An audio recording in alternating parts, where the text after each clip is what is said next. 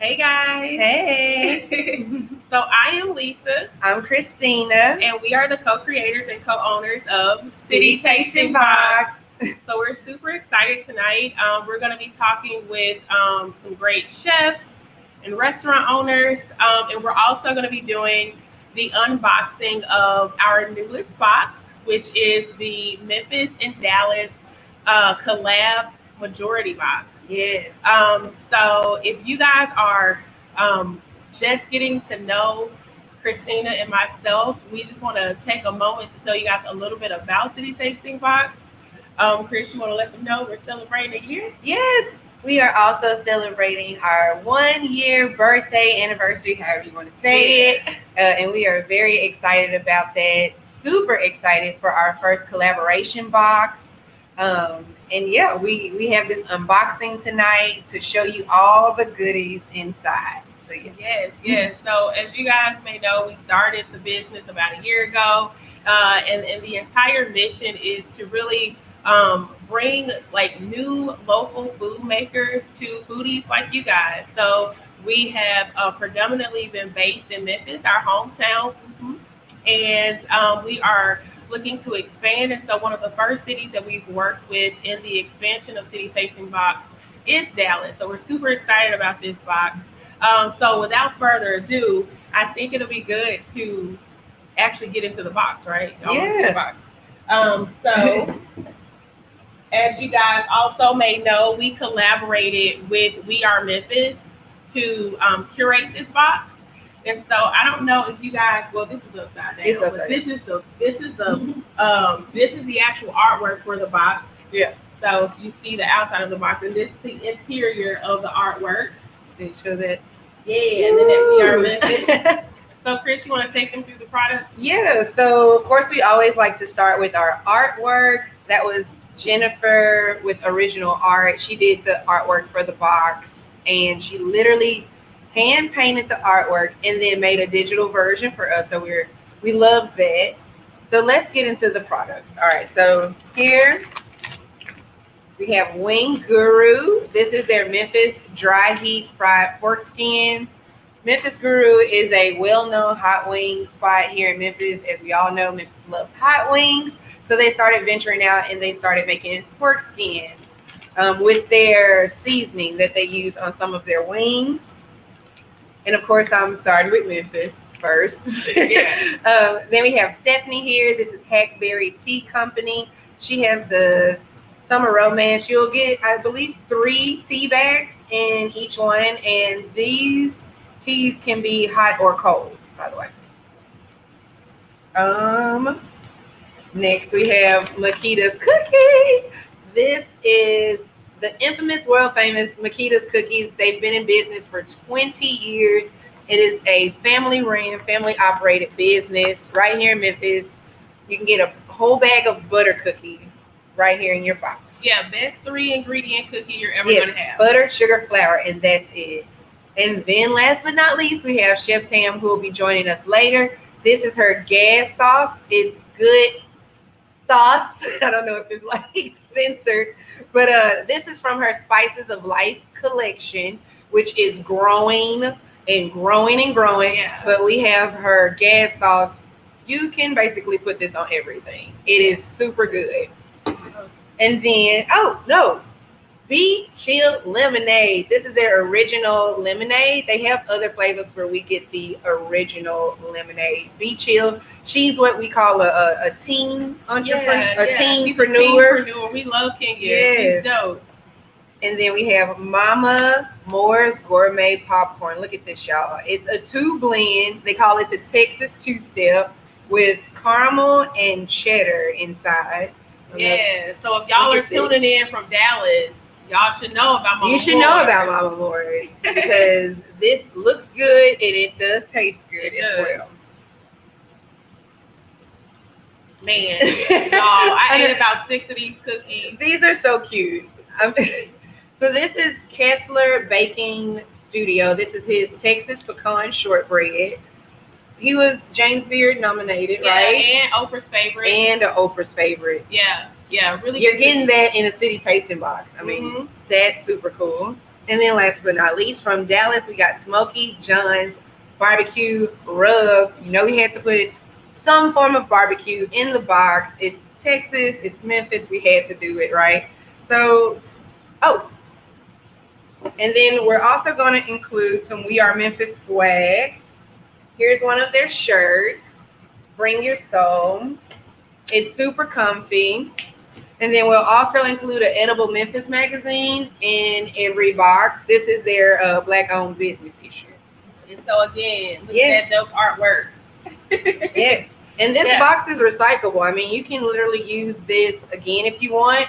We've had people cut this out and frame it as artwork. So because it is artwork. How many items? I don't. Is this like that is 2, 10 4, items? 6, 7, 8, 9, 10. Yeah, it's like about 9 to 10 items that you guys are getting in this box. In one box. And so stay tuned until the end so you can get the discount code for the box. So I think, are we good? Do we want to bring in our guests? Yeah, so we're actually going to roll right into it and bring in our special guest tonight. We got some folks live from Dallas and then, of course, live from Memphis. So we'll bring in Brent and Juan with Smokey John's and, of course, Chef Tam. Hey, y'all. Hey, guys. Hey, y'all. Hello. How's going? How are you guys doing this evening? Groovy, how are you? Good. We're doing really good. Thank y'all for taking the time out to do this with us. You know, everybody's busy. Yeah. Absolutely. So anytime you call, I'm going to answer. That is true. You are always down, Chef Tam. We appreciate it. Yes. So I want to jump right into the products. Tam, I'll let you go first. I mean, you have Spices of Life. You are bringing some crazy heat and seasonings to the marketplace. Yeah. You want to tell us a little bit about the inspiration behind your products? So all of Chef Tam's products, of course, first I want to say thanks for having me, for real. I appreciate it. But all of Chef Tam's products is so that we could be synonymous with your kitchen and great food, even when you're not in our cafe. Of course, we have Chef Tam's Underground Cafe here in Memphis, Tennessee. But all I know is hustle and work. And so I lay my head on a pillow and wake up and think, oh, I should sell that too. Oh, I should do that too. And so we've expanded so much that during the, I was about to say the epidemic. During the pandemic, we've grown to nearly 102 products. Wow. I don't think I knew you surpassed us. I mean, yeah, we have 102 products. Of course, that's, Bruce's Juices is 12 by itself. The spices are 5. It's 5 different spices. The sauces is like 10 different sauces. We now have teak wood utensils. Oh, okay. We have some Chef Tam utensils. We have pots and pans. Honey, we gonna get this money if you in the restaurant or not. Yes, absolutely. Yeah, and it's for me. It's just about building a legacy. I can't really say it's all for my baby anymore because he's in college now. But it is about him being able to give something to his children that his mama worked on, and so that's what it's all about. Legacy, being intentional. Yeah. So I'll move over to Brent and Juan, tuning in live from Dallas. Texas. Tell us a little bit more about Smokey John's in terms of your product line. Yeah, so just first giving people some background. So we're a family-owned and operated business. We've been in business since 1976. Our dad was a founder. His name is John Reeves. We founded Smokey John's in '76. And Dad was an entrepreneur. He everything, roofing, mortgage banking. I mean, he did everything. Real estate. I mean, everything. Yeah. He was an entrepreneur. Yeah. Everything. And so when he would sell a house, or he'd sell do a roof job, and to thank people, he would smoke a turkey for them and just give them a turkey. And he created this rub that he used on those turkeys and he actually opened a restaurant just because he was doing more turkeys than he was roofs. And so people were like, man, you need to open a restaurant. He had over 100 turkeys in his house at one time. And a friend came over, was like, man, you got turkeys everywhere. You need to open a restaurant. And so he did, and took that rub that he created. And, he grind for many, many years. And then Juan and I came in. We have our own story. We came in and, wanted to grow the business. And one of the things Dad would always say, he could never figure out how to get his barbecue sauce packaged. He had a lot of things, so he didn't really focus on it. So Juan and I just focused on it, and we actually finished it about a year or two ago. Yep.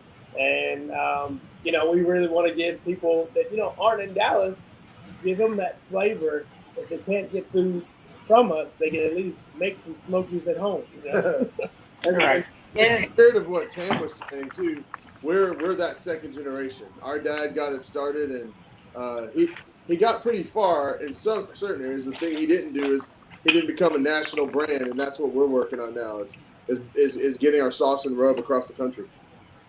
Yeah. Man, you know what? We That's hope so to get funny. you there. I know. And what's so interesting is me and Cristina, we were talking yesterday, and I was saying how you just never really know a person's journey into like the culinary space. Yeah. And it's like I see the similarities between Smokey John's and Chef Tam's in that, it started with folks before you guys, right? Like I know, Tam, you have a long lineage of restaurant owners and just culinarians. And so I just find that so interesting how, for us, like in our community, recipes are passed down from one generation to the next. And it's always so interesting to see what the next generation will do with that knowledge and with all of that wisdom. Right. You know what I mean? Like that's tradition and heritage for us. And so to see us be able to like build businesses around that and real empires and then be able to branch out into other avenues is super fulfilling. It is. And it's really tasty. Yeah. Not easy about it, but it tastes good. I'm just like kudos to anyone who can take, grandma's recipe or, mom's recipe or even their recipe and really turn it into a product that people can enjoy anywhere. I mean, because it's not that easy of a journey. Like you said, it took y'all, 7? Did you say 7 years? Well, they've been around 67. Yeah. So 45 years this month. Okay. Our dad started in 1976. Yeah. We got involved in 1999. Yeah. So we've been working in the business growing up. I mean, I think my first full-time, not full-time, but my first regular work was in 4th grade in the summertime. So I worked every day in the summer to save money for a bike. I love it. Yeah.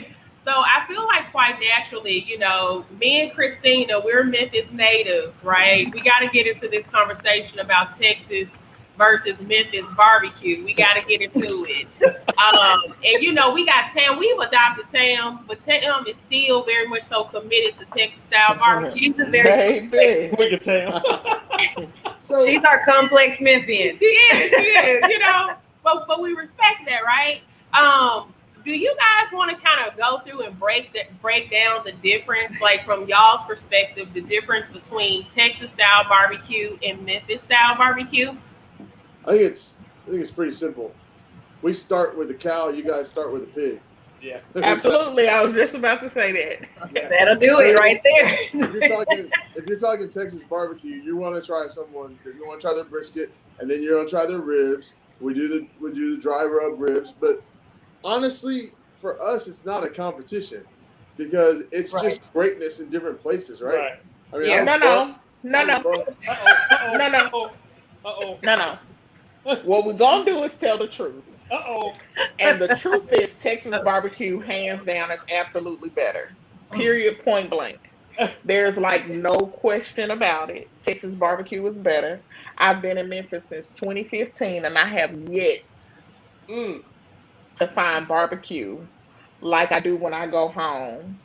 Y'all, like I said, y'all are off 35 in Oak Cliff, correct?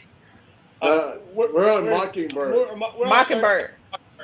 35. hold on. Were y'all on 35 and Mockingbird all the time? Yes. Yes. Okay. So 35 and Oak Cliff is where I normally go and get barbecue. You know what I'm talking about? Across from the, yeah. Okay. Yeah. Y'all are downtown-ish. We're closer to downtown. Yeah, we're close to the love field. Yeah. Yeah. So listen. When you talk about Memphis barbecue, you're talking about a pig, which means your blood pressure gonna be high. I have low blood pressure, so I can enjoy it all I want. I do too. That's probably why we love each other. But there is, let me tell you, if you get yourself, and then y'all eat slaw, and we eat potato salad. We eat potato salad. We do. Slaw is great. Slaw is great. There's nothing What wrong do with y'all? slaw. What do y'all sell? Potato salad or slaw? We sell We both. sell both. Yeah, we do. We actually- Right, we sell both, Tam. We You sell know we sell both. both. So we're a little bit of different, and I think why people like Smokey John's is we actually pull some of the essence of these other regions like Memphis and the Kansas Don't City. tell nobody that. Carolina. There's some interesting things that you guys do in Memphis that they do in Kansas City that we do with our style. But the thing about Texas barbecue is it's going to be a little sweeter. It's going to be a little richer. It's going to be a little bit more full flavor than what normally that you get in Memphis. It's not as heavy on the vinegar. You guys are heavier vinegar based. Right. So when you taste our sauces, it's a very robust, full flavor. And then once you get used to Texas barbecue, it's really hard to have barbecue in other places. I think that's probably Tam. Chef Tam, would you agree? Absolutely. So my daddy is born and raised in Kansas City, Missouri. Okay. And then I was born and raised in Fort Worth. And so all I know is real barbecue. And so when I came here, I was just like, We gonna talk about where you going. Right, I feel right. like I need to take you somewhere. Tam, we gotta take this offline now, Tam. But you know what? I do think But that that's why she has it's right. her restaurant, right? But you know what? I do agree with what all of you guys are saying, because I do think that it's so interesting how like regionally barbecue is very different, but then across the world barbecue is very different. Yeah, and you know, of course, with hosting like the largest barbecue competition in the world, we see all kinds of folks come to Memphis, come to the Bluff City to really compete, but really just to introduce everybody to these different styles of barbecue. But with this rub, I mean, because you guys started with the rub, Brent. Yeah, I'm looking at. Do you want to tell folks, right? Because you know people are shopping with us. They're buying these boxes because we've curated these boxes and we're giving them a good mix of all these different flavors. And some of our customers know how to throw down in the kitchen, and a lot of them don't. Do you guys want to kind of explain to them how to use this rub? What meat you would recommend? What cuts of meat you would recommend with the rub? Let's talk. Yeah. So I think the easiest thing to cook with that rub would be chicken breast. So if you're not like great at grilling, our rub is probably the easiest thing to cook with. You basically chicken breast, any chicken kind of wings, chicken. whole chicken. If you want to cook, it's going to be great. And kind of what we do with the rub is you just season it the night before. If you think you're going to grill on it, let's say Saturday, you think you're going to grill Friday night, just season it up on both sides, throw it in the refrigerator. When you get ready to grill the next day, all you have to do is throw it on the grill. You don't have to add anything else or do anything else to it. Yeah. And probably the ribs, right? So I would say the easiest things are going to be chicken, any kind of poultry, but chicken wings come out great. I did some. I actually made a separate home style rub, and I put our barbecue rub, and I was trying to get my kids to see what they're going to like, and they were like, they're both good. They loved ours, even though they can eat it all the time. But even at home on the grill, it tastes really good, not just in the restaurant. But I would say ribs also. Yeah. Ribs are probably. So this is a one-stop shop. You don't have to doctor it up, is what you're saying. I like that. I like that. And if you're doing your pulled pork, I'm going to pull the curtain back, give you a little secret. Because we don't do a lot of we actually do a great pulled pork, but we don't sell that much in the restaurant because it's Texas. People came here for brisket. Right. If you walk into a Texas barbecue joint and they offer you pulled pork first, you should leave. Right. That's not how we do it. Pork, Doesn't mean pulled yeah. pork's bad. I'm just saying that's not a true Texas place. Yeah, I feel you. Yeah. So Yeah, you know, in Memphis, we're 95% pulled pork and ribs. That's just what we do. 99%. 99%. And I am proud of it. When we were kids, I will eat every part of a pig, pork cheek all the way to, well, not tail and feet, but yes. The rest of it.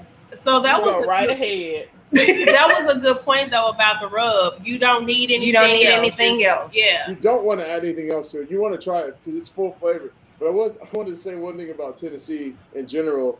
When we were kids, we went on a family trip. We were going to meet. Our dad was going to meet the guy that owned the Chattanooga Choo Choo restaurant, and we stopped at about 20 barbecue joints in our trip throughout Memphis. Oh yeah, every time our dad saw a spot, he was ready to pull over.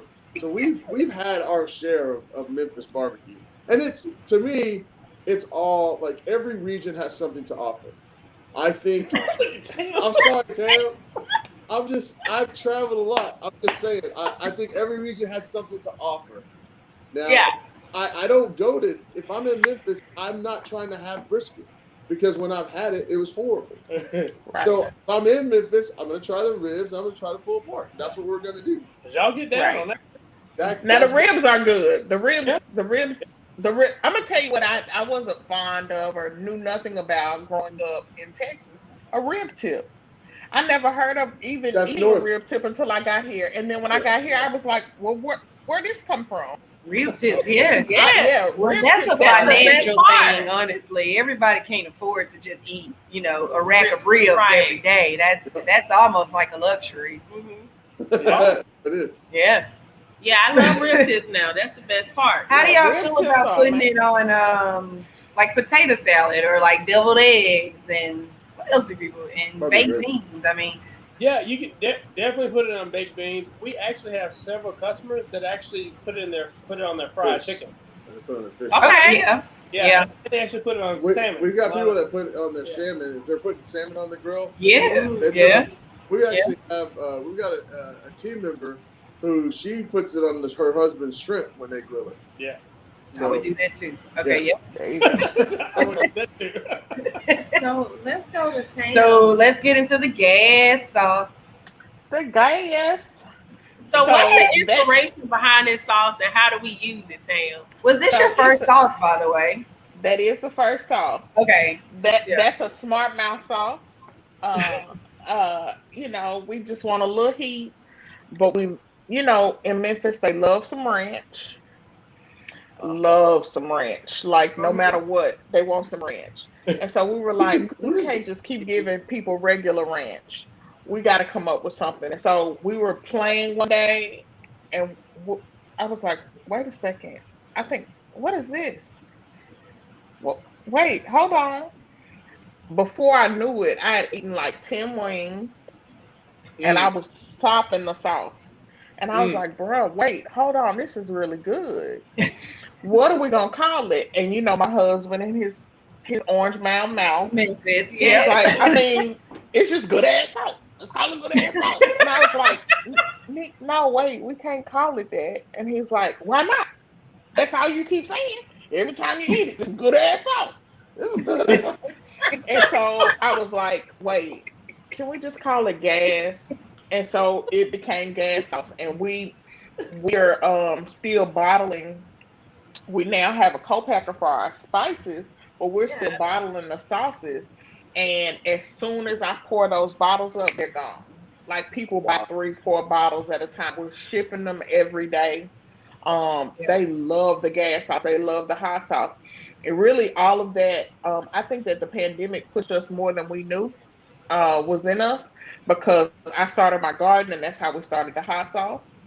And then the gas sauce just kind of, it caught wings and flew. And so you can use it as a dipping sauce for chicken. You can use it for a dipping sauce for fries. I don't eat fried chicken at Chef Tam's without gas sauce. Now, Chef Tam's fried chicken can be eaten any way, any kind, anytime. But dipping that fried chicken in that gas sauce is like heaven. Yeah. Catfish. Dip your catfish in it. Whatever you want to dip in something, Yeah. you can dip that. Yeah. I'm definitely like a condiments person. I love to dip everything in something. So every time I come, you have a new sauce. You like, try this one. And I love Yep. every single one of them. So just keep them coming because we love it for the Yeah, box that's stores. Every time you come up with something, what do I say? We're going to put this in the box. We're going to right. We'll find Or this I'm going like, in the come. box. Yeah, I'm like, come by and get it. Like when we did our when I did the first run of honey mustard, it was the same way. We did that honey mustard and I made like maybe Yeah, that's 50 what it is. bottles. In like 2 days, 50 bottles of honey mustard was gone. And I was like, what are y'all like? Are y'all giving them away?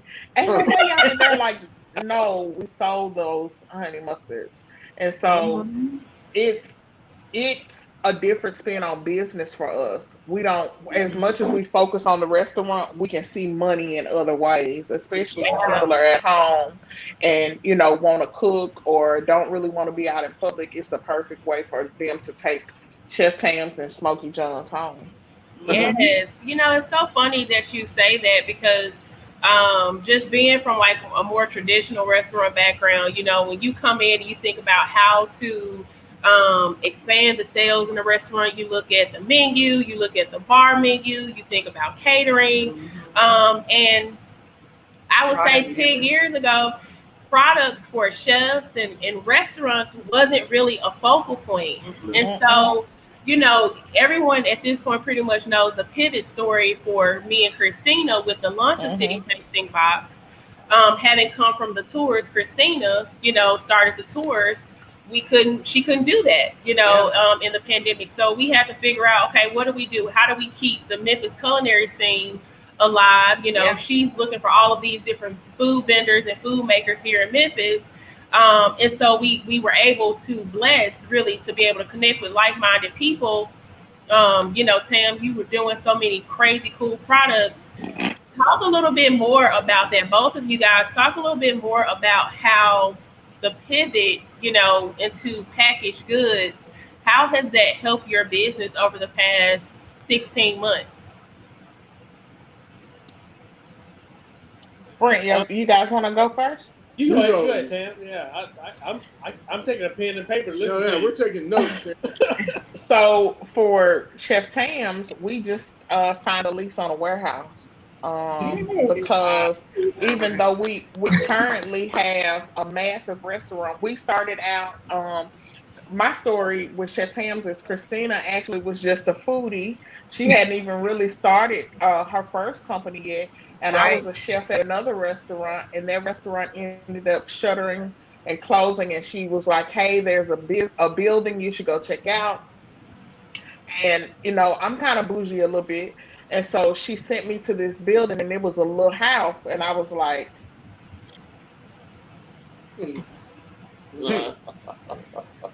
I left. I didn't even go in. The broker was still in there. I left and went back home. She called me. She was like, "So did you like it?" And I was like, "Yeah, no. I didn't even go in there."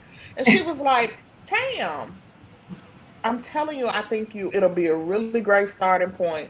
And so I went. And when I went, guys, I literally sat outside in my car and I prayed. And I was like, God, I know the Bible says only the wicked ask for a sign, but I'm going to ask for a sign. If this is you, you're going to have to tell me. And when I opened my eyes, the street sign next, like the side street was Bruce Avenue. And that's my dad's name. Oh And so I wow. was like, oh, here's my sign because my dad was a chef as well and restaurant owner. And so went in, started at that restaurant. The restaurant was 1,100 square feet. That included the restroom, the dish pit, the office, the kitchen, the dining room, the whole restaurant, 1,100 square feet. We could only seat about 25, 30 people comfortably, and that probably wasn't real comfortable. We just lied like they was comfortable. Oh yeah. We went from that 1,100 square feet restaurant to now what is nearly 7,000 square feet, three Oh my God. stories, and a rooftop in 3.5 years. And Wow. so we opened March of 15. We moved to our new restaurant in when did COVID happen? It's been a long 16 That months. was 2020. last year. Wasn't that like February of last year? January 18th Yeah. of last year, we opened our new location, and I just signed the lease today for my warehouse. And Wow. so in the warehouse, we'll have all of our spices, all of our sauces. We started a lemonade line called Bruce's Juice during the pandemic. I started growing, I started a garden because after witnessing George Floyd die, I wanted everything to live. So I started growing all kind of stuff in my backyard. And then it was like, what the heck I'm gonna do with all these peppers? So I started making hot sauce and started selling hot sauce. And now we can't keep the hot sauce in stock. And it was literally just a shift of necessity, really, like just trying to keep my mind stable and calm, knowing we just left, 1,100 square feet to, at the height of it, we had 38 employees. When we closed in March, we had 38 employees. And Wow. so it was just a matter of trying to keep everything cool and calm. And in that time period, I've been on Food Network and Forbes and Essence and all of this stuff, but none of it mattered or counted as much as these products. We have a soul food superstore in our restaurant, similar to a Cracker Barrel, and every day when we fill it up with products, it empties out. And so what I've learned is that the actual packaged goods side of things makes just as much money as the restaurant. Yes.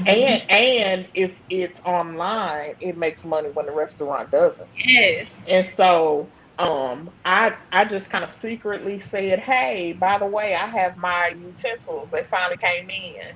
And when I woke up, I had sales. And so packaged goods and online e-commerce is the way to go, especially when you deal with people like me who just sit at home and be like, oh, I think I like that. And they buy it in every flavor and every color. Now, I don't want to discredit her social media. Chef Tam will say, oh, I'm doing a pop-up brunch. And then everyone's sell there. out, yeah. Like, she will make the decision, make it happen, and then it will sell out. Her social media following is insane. Like, she's her own influencer, if that makes sense. People come. We've generated maybe about 150,000 followers across all social media. And I don't even know how, like, I moved to Memphis in 2015, opened my restaurant in 2017, and I didn't know anybody here. Literally, I didn't have any family here. And so it wasn't like, oh, well, my mama can help me. It was nobody. And so it was just like, hey, I'm gonna take a picture of this plate and we're gonna see. Like today, it's just you being you. That's what people like, It happened today. My kitchen manager came to me and said, hey, we got too many tots in this freezer. What we gonna do? And so I said, okay, let's do a 901 special. 901 is the area code here. So we did a 901 Philly tot. She came back to me and was like, hey, it ain't no more tots in the building. Like by 2:00, we opened at 11. She had like 4 cases of tots. Between 11 and 2, there were no more tots in the building. Oh, wow.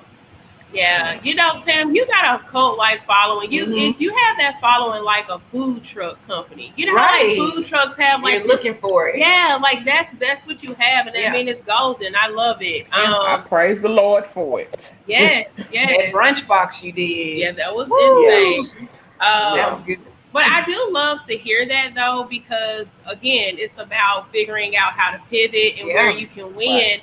And but then just opening up to other revenue channels, right? Yeah. And so, like you said, for you, you're seeing that the packaged goods are just as good as restaurant sales, Right. And then now you're able to send those flavors across the nation, and hopefully soon, when you get international shipping, you can send them across the world. Yeah. So we actually have an international, thanks to City Tasting Box. We went to Spain. Oh yeah, we did. Well, military. We can do that. Yeah, we can do military. The Chef Tam is international, boo. So for you guys at Smokey John's, you guys started with the rub. So you started product, moved to restaurant. Yeah, you guys product, restaurant. So what has the journey been like for you guys with your packaged goods and your e-commerce store over the past, like competition? Yeah, 16 months. Yeah, and then also competitions too. Do y'all do like barbecue competitions? We've done like Tam was saying, we've done several Food Network, Cooking Channel, a lot of those competitions. But not barbecue. We're really in Dallas. We actually are known as the deep fried guys because we do a lot of crazy fried food. Jello, we created fried Jello. We did fried Reese's and ice cream, like the Reese's peanut butter cup. Yes, Lord. Look at yes. Talk dirty to me. Right. We're in the finals. Deep fried ice cream? Not fried ice cream, fried Reese's. It's deep fried Reese's. We serve it with ice cream. Oh, okay. Yeah, I'm like, how are you? Right. Now, there are people there is a way to fry ice cream. Yeah. There is. Yep. There is a way to fry ice cream.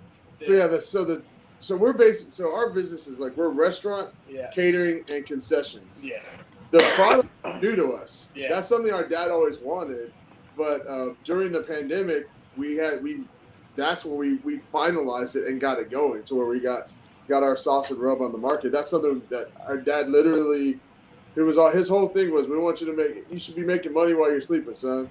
Mm-hmm. You guys can be making money while you're sleeping. If y'all you got to mind the goal, he would always tell us. So that's really the pandemic offered us an opportunity. We never closed our restaurant. We've always stayed open. Wow. We had a few people that decided because of COVID just to take off, and we had a few people leave, and our staff numbers dropped because we didn't replace those folks. But we never closed. We've been able to stay open the whole time. Our catering business pivoted. We had to learn how to. What happened with us is we did a lot of catering. Chef Tam knows catering is huge because you serve large orders of meat. You know how much you're going to sell. You're not cooking hoping they're coming. You know what's going out. But what changed during the pandemic was now everything was individually packaged. So we had to learn how to package our food for individual plates. So instead of sending out big pans of brisket and beans and mac and cheese, now we're sending out individual pre-made plates. And so that was a change for us, but we were able to figure that out, and that allowed us to keep our catering business going. Yeah, and then we had some really big deals with the Dallas Mavericks. Started ordering food for frontline workers. And we got a lot of publicity for that. And then the thing that really put our sauce and rub really on the map. We just did a show with Todd Graves, the CEO and founder of Raising Cane's. So we did a show with him, and he really highlighted the sauce and rub. So that was on Food Network, and so that we started getting all kinds of sales on rub. Yeah. Our tasting room, we had a tasting room for people that come in to do catering. Our tasting turned into our shipping and production room. Right. We literally have stacks of sauce and rub bottles. We do have a co-packer. And what's really neat about them is they're a family-owned business from, I think, 1870 or 1879 or something. Their family's been around doing sauces and rubs, seasonings, and now they've gotten into the sauce space. That's super creative. That's creative. That's really cool, man. Man, that's so interesting. Like, everybody's journey and path is so unique and so different. Yeah. And it honestly sometimes just depends on your geography, right? Like where you're located and what is needed or what's being called for in that particular market. And then it's like you have all these cool culinary creatives and you guys just whip it up and make it happen. That's really, really awesome. So we have like a couple more questions. So you want to go to this question here? Yeah, I mean, because we kind of were just talking about it. We wanted to know, like, what is the culinary scene in need of or lacking? We here in Memphis, we have, medias or press or exposures like We Are Memphis. We have Epicenter kind of having resources for us. But what have you noticed happening? Because we all noticed that people are really trying to help small businesses right now. But what do you think is needed directly in the restaurant industry scene or the culinary scene altogether?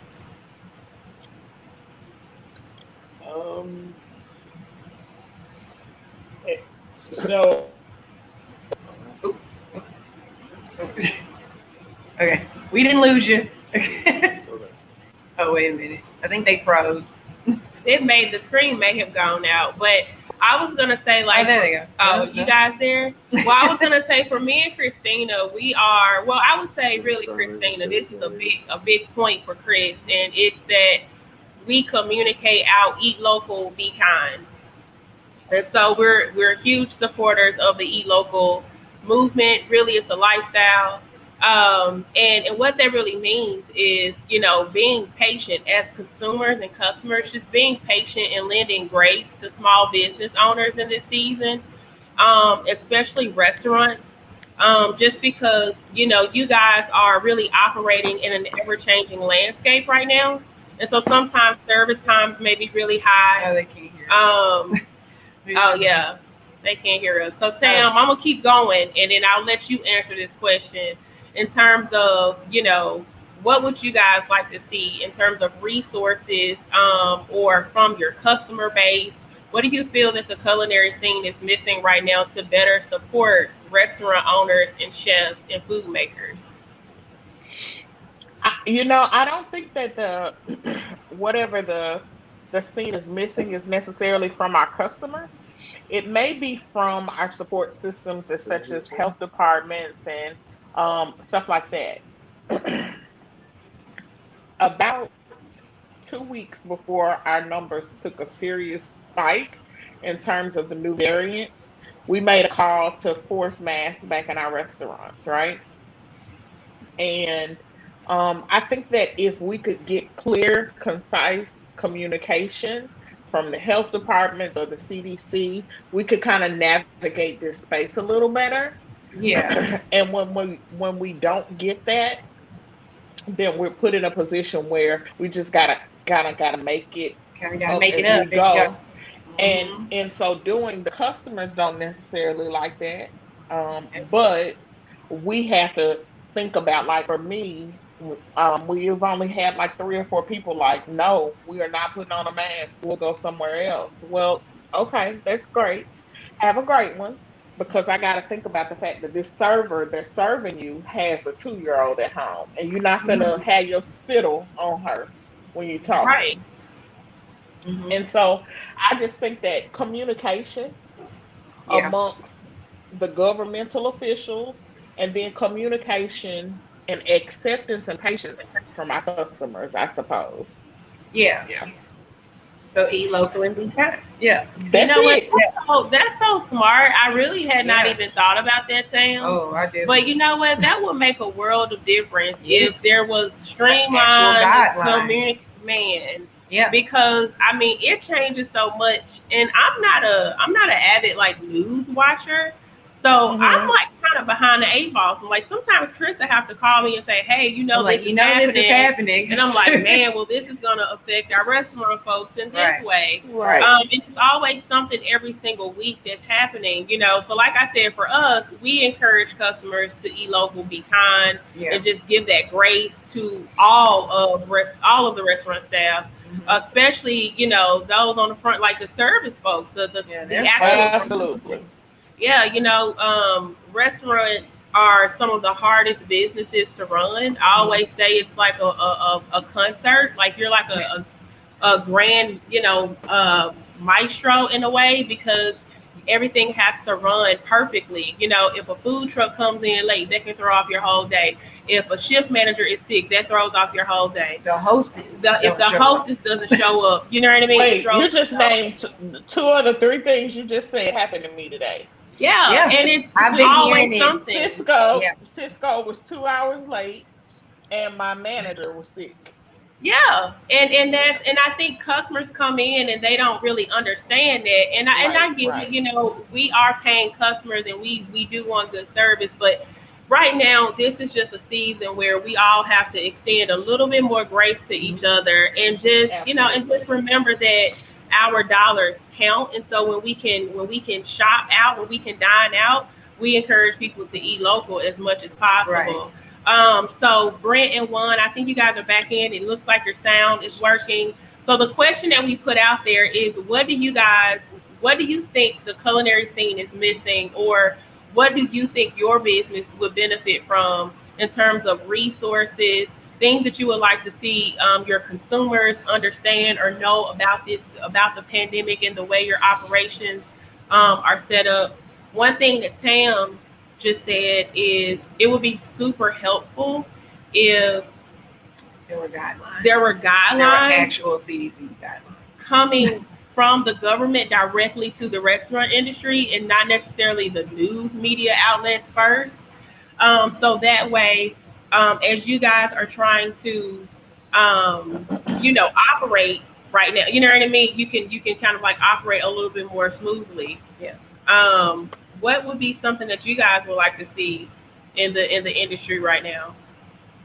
Yeah, I'm going to go a different route. So something I think we saw that really, I think, saved us during the pandemic was when everything happened with George Floyd. We already have a very healthy mixed, diverse group. Ethnically. Ethnic and socioeconomic. Right. That would visit our restaurant, but we had a lot of support, probably from the white community, which was interesting, just because of all the things that went down. People felt more welcome, felt more of a need to go and to support Black businesses. Yeah. And it was very interesting. What I would like to see is that to continue, not to just be moment, but to be where, that it's okay. Like, so you guys probably don't have any problem going to Starbucks. Like, it's not even a second guess probably to go to Starbucks, but it's a different thing when people want to come to Black-owned businesses. Right. I mean, it could, I feel like there are a lot of, there's a stigma that's out there, for Black-owned businesses. However, there are some exceptional Black-owned businesses as well that can rival any mainstream restaurant. Yeah. Absolutely. You've got one of them in your box in Mama Moore. Right. Yeah. We actually did a project with her, and she's those examples of a great business. You don't care what color she is. You want that popcorn. Right. Popcorn good. It's great that we support her as minorities. We want to support her, but that's a kind of business. There's so many opportunities to shine a light on it. And I think what you guys are doing is awesome, because what you're doing is you're shining a light on outstanding businesses, so that at some point you want people to go back, not because I was feeling guilty because of all of my advantage, but because that was great and I thought it was good. Now, if the guilt brought you to us, that's fine. We'll take those dollars. We'll take the $2 too. That's right. However, I think what Brent's saying is true, is that, it's like, how do we, that's one of these people ask us, what can we do? How can we help? Just keep it up. Don't make this like a big moment. Oh, well, this week back then I went to go visit the Black whatever. Incorporate the Black whatever into your everyday life. If there's a Black cleaners, go to the Black cleaners. If there's a Black grocery store, go. But it's our part to do excellence. But it's also, hey, we're great, so just come support us, just like you would, like Brent said. You don't have any second thoughts about going to Chick-fil-A and Starbucks. Oh my God. Every day I take my son to school and the line is down the door. And sometimes I'm like, I know if there was a local restaurant right next to it selling the same thing, it wouldn't hit. But the line is literally out on the street. Like, you could have a wreck every day. Right. From this one Chick-fil-A line or the Starbucks. Yeah. But that's why, what's the first sentence we say? Eating local is not a trend. It's a lifestyle. It's a lifestyle. The more that people support local businesses, the better. You need to put that on a T-shirt in the box. We should. That's good. Slacking. We are always thinking about T-shirts, and we haven't done that one. That's you Yeah, gotta but do you that know one. what? That's also true about supporting Black businesses, Yeah. Black-owned businesses. It's just a point of being intentional. Mhm. And like you said, you know, Brent, we do have a stigma out there, but I mean, the people that At this point, you can throw that out the window. It's for because everybody. the people that we're working with, I mean, we have been very blessed and fortunate to come across so many motivated and talented food artisans and creative food artisans just right here in Memphis. And you know, shout out to you guys in terms of just being plugged into your local food scene too, because when I called y'all, I was like, hey, look, we're coming to Dallas. And I know y'all, but I need other products. And instantly, y'all were just naming off people. Y'all named off so many folks. I told Chris, I said, man, needed that one. yeah, I was like, man, we just needed one person. And sometimes that's what it is. You just need that one person that'll plug you, and it opens you up Yep. to everything that's happening in that particular food scene or in that space. And so, you know, I think that's so good to collaborate and to build those relationships. And I think that, like, for me, I've seen a lot more camaraderie amongst the culinary scene over the past, like, 16 to 18 months. I see way more people working together and celebrating. I want to show y'all that. And it just feels good to see all of that. Yeah. But yeah, so I think that we will be wrapping up in about 8 minutes or so. So we want to kind of like give you guys one more question. Which question you want to go to? This one here? Yeah, we can finish it with the nostalgia. Yeah, you asked. Okay. So for me, Southern food is, you know, it's comfort food. Soul food to me is kind of different from Southern food. I kind of treat them a little different. But I know that both of y'all, because y'all kind of spoke on it a little bit, about that nostalgia that comes with the food that y'all have had since you were a kid.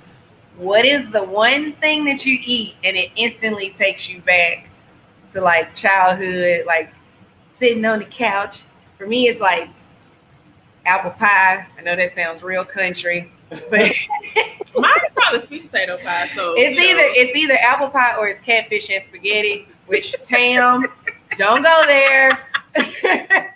I'm with you, Tam. Catfish and spaghetti. Like if I'm having a really bad day, my mom will be like, "You want me to make you some catfish and spaghetti?" And my day is just made. So what is that for you? What is that comfort food or that like nostalgia? So I have a question. Something that we actually serve in the restaurant or just in general? No, like you. Yeah, just personally. Okay. What's yours? Yeah.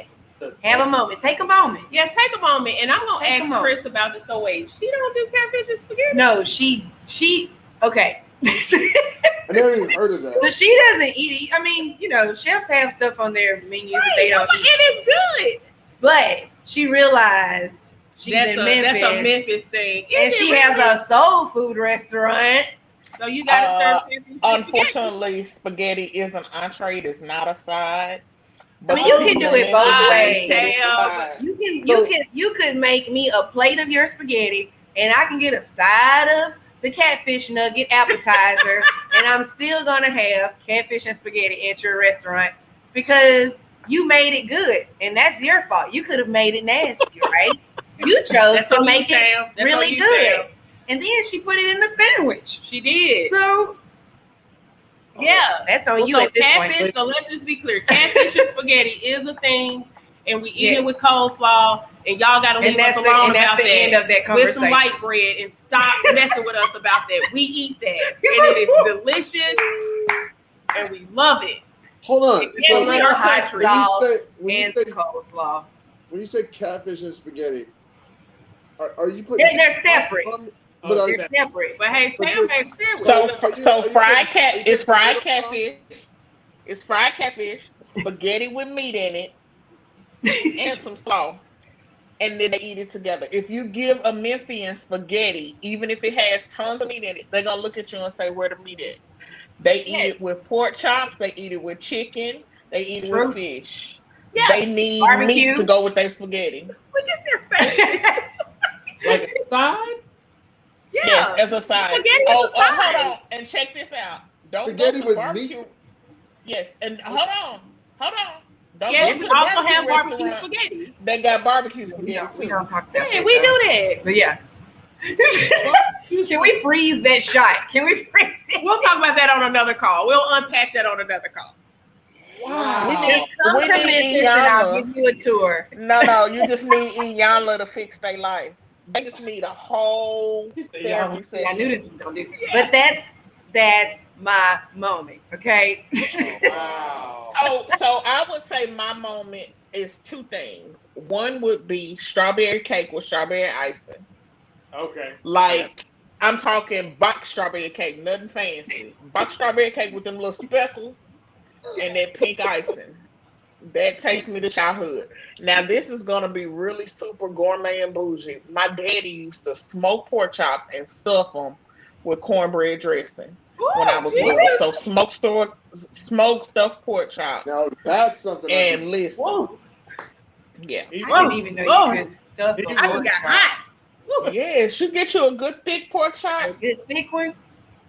And then put the corn Man, that's Put it some on good the grill food. and smoke it. Hey. sleep after that. That's fine. I'm fine going to sleep. A smoked stuffed pork chop is like now.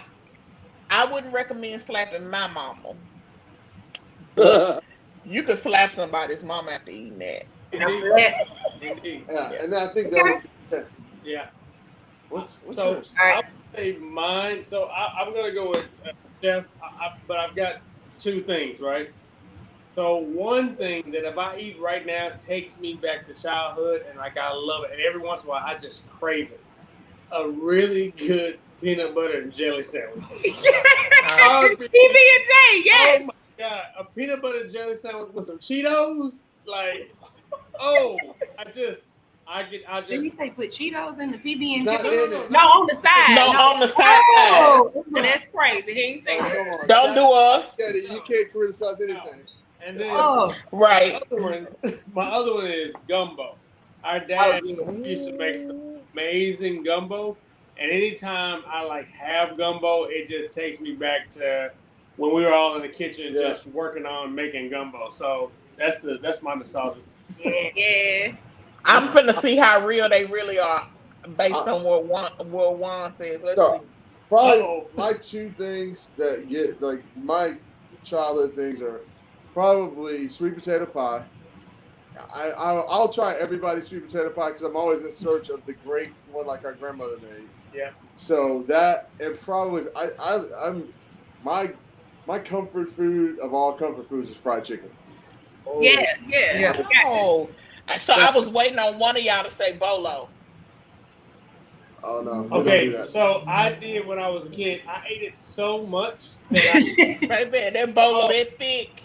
ate it so much. Fried, I ate it. What's bolo? No. Oh. I'm out on that one. He would eat that. I would eat that. Yeah. So you can't pay me to eat like the thin bologna in the store. Oh. If you cut that bologna about that thick, Oh, they bologna. can't- Yeah, bologna. no. How y'all do bologna about this thick and it be black. Yeah. It need to be this thick and it just need to have just like little piece of dog crusted. Yeah. Yeah. Bolo Yeah. is Okay. like- I sure sure though. that. I said sweet potato pie. Oh, okay. Sweet potato pie. Yeah, Yeah, sweet potato pie and barbecue. I mean, we put everything on the grill. So Yeah. Yeah. Fried chicken. Fried chicken. Definitely. I love What- fried So I feel like we all need to eat together Yeah, one I day. know. Dude, We gotta get that's- together. Yeah. As long as we keep our catfish away from our spaghetti. I'm gonna bring the catfish and she's gonna make the spaghetti. Yes, it is gonna be delicious. So I will tell you this, y'all. It actually is not bad. No. Like for real. It actually tastes good, honestly. It's just something I never in my life heard of. We actually we started selling it as a sandwich. So I would do 2 pieces of Texas toast, the catfish, the spaghetti, and the slaw, another piece of Texas toast on top. And every time we do it, like we have people that come to the restaurant right now that might have flashed on my Instagram, and when they see it, they like cussing me out because we ain't got no spaghetti sandwich. No lie. No. They like I'm I think- talking real full-fledged cussing Why the H y'all ain't got no spaghetti? It's Friday. Cause Right. we make it. Do you want the other stuff? Yeah. They catfish spaghetti and slaw is every Friday. Yeah. Every Friday. Oh, and tomorrow's Friday, so give it a go. Catfish Friday. Yeah, no. There you go. I'm We doing saw- oxtails tomorrow. I'm doing oxtails tomorrow. Yeah, I'll eat oxtail. that. That Yeah. sounds great. We sell catfish. We sell a lot of catfish. We have people that don't even eat our barbecue. They come here for the catfish. There you I mean, go. that's big here. But if we try to slide some spaghetti on it, they might take our license. Yeah. They know. I, No, you be can surprised drop- how many people are from, and it's not just the Memphis thing. It's the Midwest, Chicago. Yeah. St. Louis. If you did it, I promise you, if you made some spaghetti and slaw and put it on your Instagram, every person that's from Memphis will flood your restaurant. Oh yeah, it's a lot of people from Memphis and Dallas that would love catfish and spaghetti. They have to come home to get it. So Yep. Yeah. yeah. yeah, That's Y'all the might thing, be y'all. missing out. That's the thing. That is a thing. I'm just saying. Hold on. They even so y'all barbecue, they even have this sausage that I would never eat a day in my life, but it's called Circle B. Oh yeah, If y'all put Circle B's on y'all grill and just put it on your Instagram. With some Hashtag, coleslaw. hey Memphis, we got Circle B sausage. I promise you, you sell a case in about an hour. Yeah. No lie. There's a lot of people from Memphis and Dallas. I mean, y'all really could.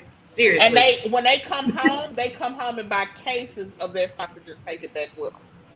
All right, we're That gonna is the most. We're gonna try one. we're gonna We're gonna tag try. y'all when we do this, the catfish and spaghetti. Just Yeah. I'm telling you. Yes, Just tag be us. like, hey, every Memphis person in Dallas will have. Matter of fact, if you tag me in it, I'll put it. So We'll my repost followers it can for see you. it. Yep. And my followers see it that are there, that are from here. They're gonna be like, oh, I can go over there and get it. Trust. But Yeah. now don't be making no horrible spaghetti and tell nobody we told you do it. Right. Make sure somebody know how to make spaghetti that's doing it. right. Oh my You might God. have Look, to FaceTime me. look, Tam just basically gave the whole lowdown on Memphis. She just exposed Memphis. We really Yeah. did. Yeah. Exposed our whole Always whole- say, yeah. Nostalgia moment. right. Like, look to the world. If y'all Yeah. want to get a Memphis person in y'all restaurant, like, that is not cool, Tam. But you know, I see. So I can tell y'all that about Memphis, but y'all don't know how many times I hop on a plane to go home to get tacos from the gas station, to go Yeah. to South Dallas to get my catfish fix, Yeah. to go to Dallas to get my barbecue fix. Next Like- time you come see us. And you then. don't bring us any Yeah. back. Now, No, what are so the listen. donuts in Dallas that you like, Tam? Donuts? Aren't there some donuts or something? No. Uh-oh. I go home to get Brahms ice cream. Oh. I go Yo, home. I go home to get El Pollo Reggio chicken. Woo! Bought it last Yes, night. Lord. Might have some. Yes, Lord. Extra green sauce, please. Yes, Extra green sir. sauce. Yes, So Lord. bring me some back. Yeah, I mean, so if And- you wanted to bring us some, Tam, Yeah. that would be cool. Hold on. I just said the other day, I think I need to go home and get my hair done. And Nick was like, girl, if you don't go to a salon in Memphis, he said, you just try to go eat. And I was like, yeah, Yeah. it's been a while. Yeah. You don't blame it on your hair. That's funny. Yeah. Well, I need feel to a go get my hair done. foodcation coming on. That's Yeah, we all have I a take is foodcation. foodcation. Yes, So Lord. we're hopping in the car with you next time. Yeah. The next time you go to Dallas, you got to let us know. Yeah. Hey, listen, y'all gonna be like, does she have us at the gas station getting corn in a cup at 1:30 in the morning? Yes, I do. Believe that. We're at Fuel I'll City, be my there. friend. Yeah. Yes. This has been Well, great. this has been so But great. yes, when I come, I'll make sure I come. When I come, y'all, don't Yeah, be yeah, acting for funny, sure. because I'm gonna come in there and be like, hey, here your spaghetti to go with your catfish. Very. Man, well, we appreciate you guys so much. This has been so fun. Just catching up with y'all and all of the nuggets that you guys have shared. And we just appreciate it so much. So we will let you guys go at this moment, at this time. Do we need to bring anything else?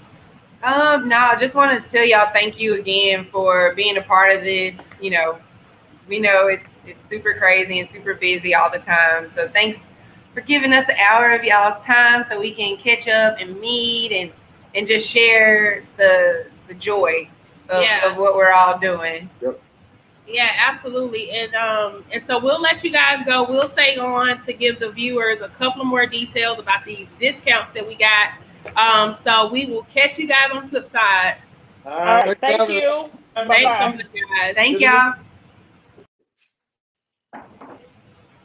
Thanks, guys, for hanging in there with us. Yes. So this has concluded our unboxing live event with Chef Tam and Brent and One of Smokey John's. Yes. And so, as you guys know, this particular box, it's a limited edition box. We did it really for this event and to promote Dallas and also, of course, Memphis. We're always promoting Memphis.